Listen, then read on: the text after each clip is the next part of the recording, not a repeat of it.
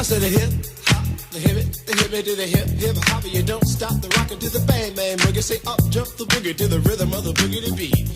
Now what you hear is not a test. I'm rapping to the beat, and me, the groove, and my friends are gonna try to hit it. Just face the funk and hit it. Just get on down and hit it. That bot does getting so funky and hit it. Hit it. Ooh, baby, baby. Baby, baby. Ooh, baby, baby. Baby, baby. You are now about to witness the strength of street knowledge.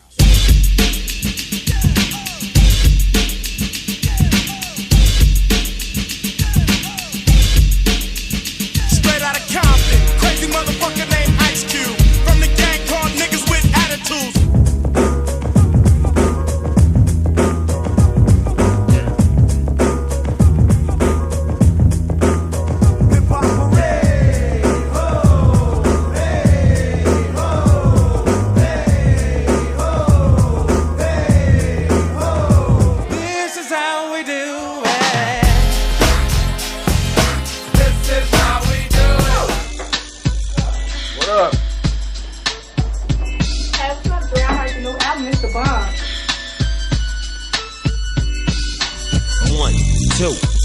The folks, Snoop Doggy Dogg and Dr. Dre is at the door, ready to make an entrance, so back on up, cause you know we're about to rip shit up.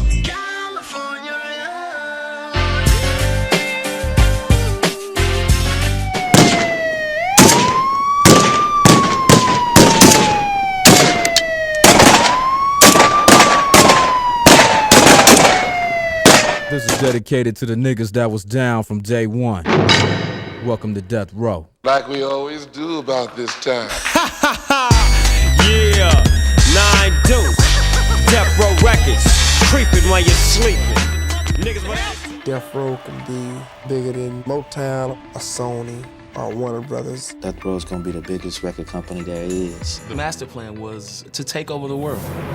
Death Row Records, originally named Future Shocks Records, is a West Coast label founded in Beverly Hills, California, but later was developed in Los Angeles by Dr. Dre, Suge Knight, and Dick Griffey in 1991. They signed artists such as Dr. Dre, Snoop Dogg, The Lady of Rage, Tupac Shakur, Nate Dogg, and the DOC. All of the greatest artists came together at one time, and it was like a comet streaking across the sky. In 1991, Suge helped Dre get out of a horrible contract with Ruthless Records. They had the worst contracts I'd ever seen in the history of the record business. The contracts that Ruthless and Jerry Heller had with NWA and Dre, I guess if I said draconian, that would be a kind word. Before leaving in 1998, Snoop Dogg was one of the label's very first signings, but with being a star comes complications.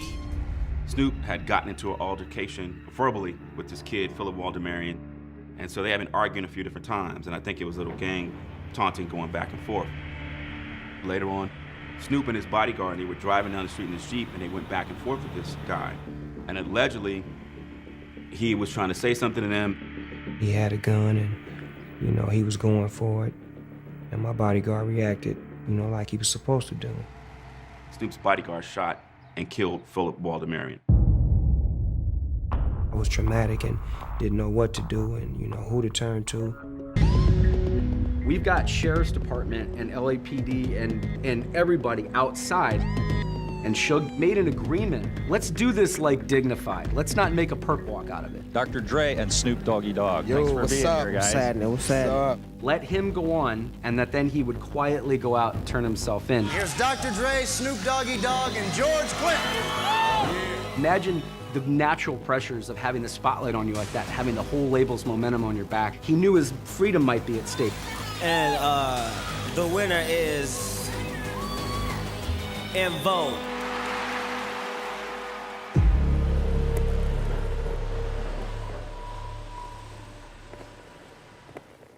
Snoop turns himself in for first-degree murder.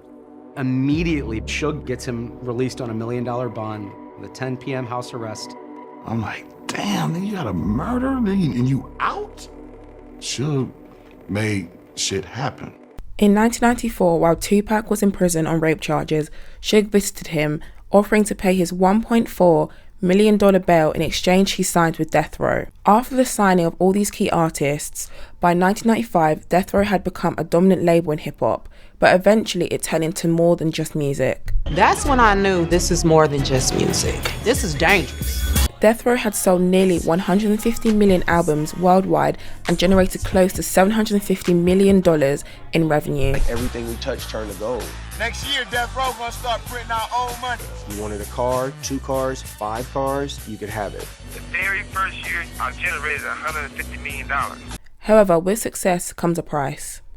Violence had become a founding principle of Death Row, which traced back to the start of Death Row when Suge Knight strong-armed Eazy-E and possibly threatened to harm his mum to get Dre out of his contract with Ruthless Records. One of the big problems was Death Row would only sign West Coast artists, which became a big interference with the label's success. This bullshit about the East Coast and the West Coast started when we went out to New York to do the Source Awards.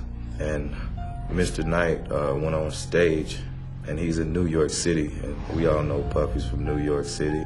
Any artists out there want to be an artist and want to stay a star, don't want to have to worry about the executive producer trying to be all in the videos, all on the record, dancing. Come to Death Row.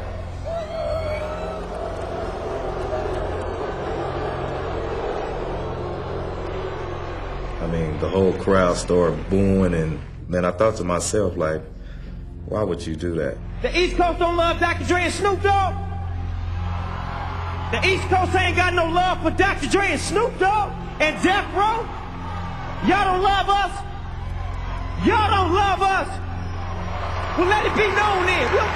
We know y'all East Coast. We know we at East Coast and F. With this came anger and rage to become the best of the best, which turned more violent than ever before, until Dre.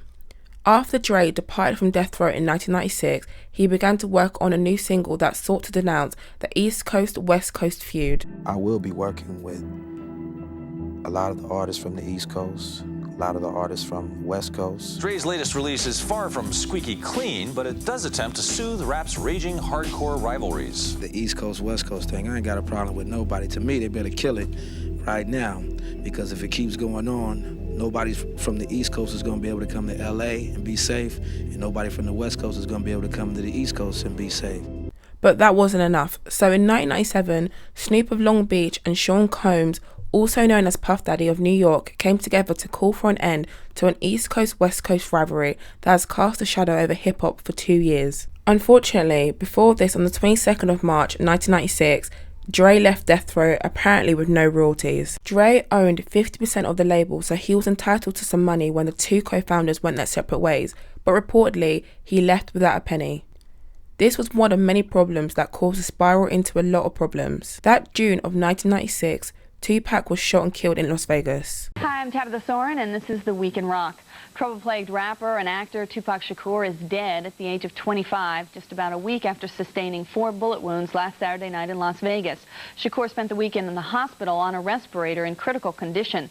The Reverend Jesse Jackson, members of the Nation of Islam, and fellow Death Row Records artist Hammer visited Shakur's bedside on Sunday when he had one of his lungs removed. Shakur's mother, Afeni, featured in his Dear Mama video, and other family members kept a vigil at his hospital room in the intensive care unit of University Medical Center in Las Vegas.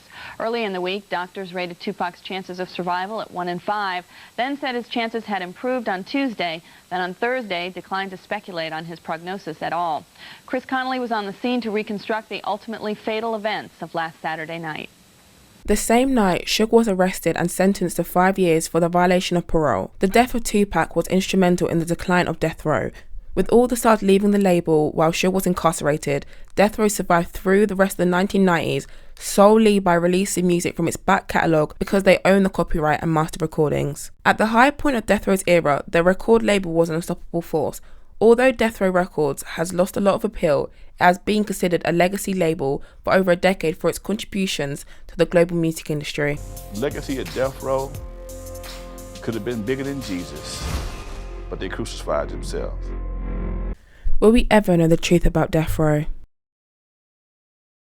This is dedicated to the niggas that was down from day one. Welcome to Death Row. Like we always do about this time.